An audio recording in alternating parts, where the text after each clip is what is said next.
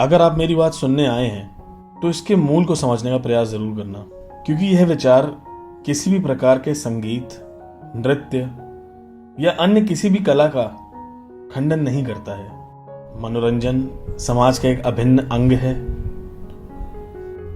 और हमारे लिए बहुत आवश्यक है। पर मनोरंजन के लिए हम क्या क्या कर रहे हैं? क्या हम खुद को दूसरों से बेहतर साबित करने की होड़ में प्रकृति द्वारा प्रदत्त ये जो हमारे ध्यान के साधन हैं, क्या इनमें भी हम मिलावट करेंगे? म्यूजिक, डांस, योगा, यह सब प्रकृति द्वारा दिए हुए मनुष्य को गिफ्ट्स हैं। प्रकृति और पुरुष के मिलन से इस संसार को कला मिली। आप सब जानते हैं कि कैसे ताल का, कैसे म्यूजिक का, 7 सुरों का उद्गम हुआ। उसकी कहानी मुझे बताने की जरूरत नहीं है। और हमें भी हमारी शक्ति को शिव से मिलाना है। यह सब साक्षात्कार के साधन और हमेशा से थे। जरा सोच के देखो, क्या आपके साथ ऐसा कभी नहीं हुआ कि कोई गीत या कोई संगीत आप घंटों मन में गुनगुनाते रहते हैं? आपको खुद नहीं पता होता कि आप वो संगीत बार बार क्यों सुन रहे हैं या वो गीत बार बार क्यों गुनगुना रहे हैं। वो अटक के रह जाता है। चलते फिरते हमारे शरीर में ऐसी ऊर्जा दौड़ती है, एक कंपन सा होता है, मानो नृत्य हो रहा हो, क्योंकि ध्यान आपको अपने अंदर खींच लेता है।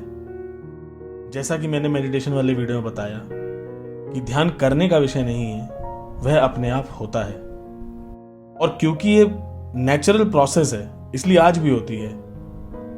फर्क सिर्फ इतना है कि जिस प्रैक्टिस को हमें रोज रेगुलरिटी में करना चाहिए, ये जिस फिजिकल एक्टिविटी को हमें समझने की जरूरत है, उसे इंपॉर्टेंस देने की जरूरत है, उसे हम भुला के एक प्रतिस्पर्धा बना चुके हैं। अगर आप किसी भी कला को समय दें, उसके भाव को समझने का प्रयास करें, तो वह आपके समस्त अज्ञान को अपने अंदर समेट के अपने परम ज्ञान की अग्नि में चला के भस्म कर देता है।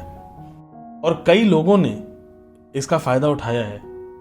डांस मेडिटेशन, म्यूजिक मेडिटेशन, योग और ऐसे तरह तरह के बहुत से तरीके हैं जिनसे आज भी सत्य को जानने का प्रयास किया जा रहा है।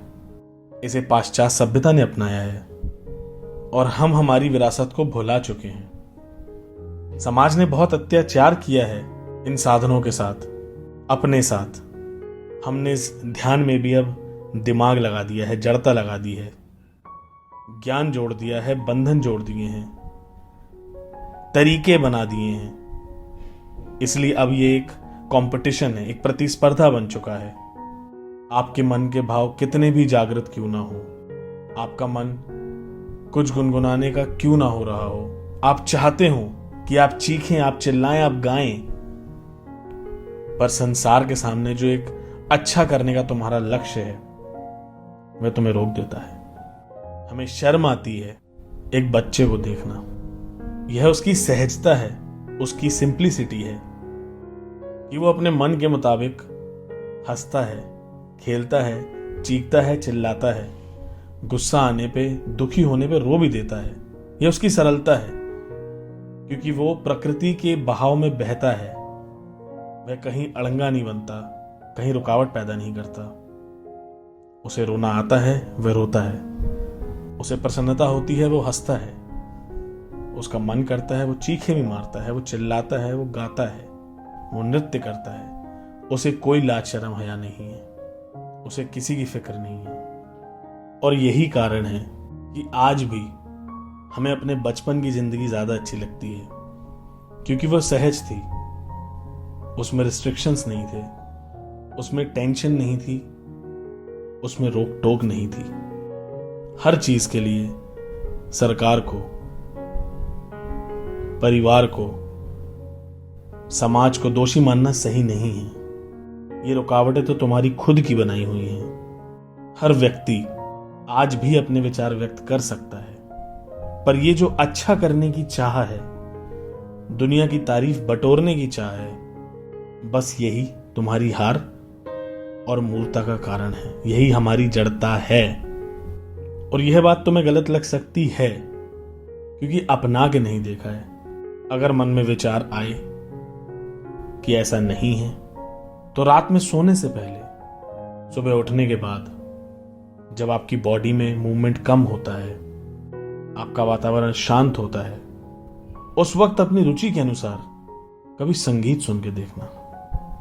अपने ज्ञान को, अपनी बुद्धि को, अपने चित्त को उसमें बहने देना, रोकना मत, सोचना मत। एक ध्यान मार्गी के लिए, एक साधक के लिए इसकी कोई विद्या नहीं है, इसका कोई तरीका नहीं है। जैसे हो सके वैसे करो, सहज भाव से, सरलता से, सिंप्लिसिटी से, और फिर मुझे अपने अनुभव बताना।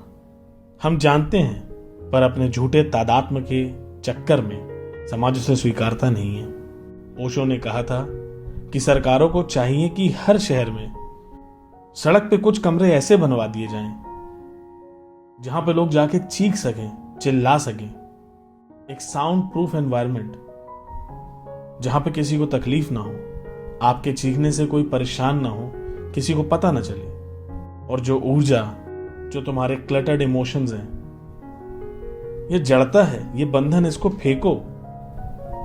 यही हमारी सूक्ष्मता को ग्रेविटेशनल पुल की तरह खींच के बैठा रहता है, जो हमारी चेतना को हल्का होने नहीं देता, जो हमारी चेतना को खुली हवा में उड़ने का मौका नहीं देता। दोस्तों, अध्यात्म शोध का विषय है। किसी ने आपके हाथ नहीं पकड़े हैं, किसी ने आपको मना नहीं किया है। कब तक इंतजार करते रहोगे? प्रयास करो, प्रयास करने से ही प्राप्त होगा। धन्यवाद।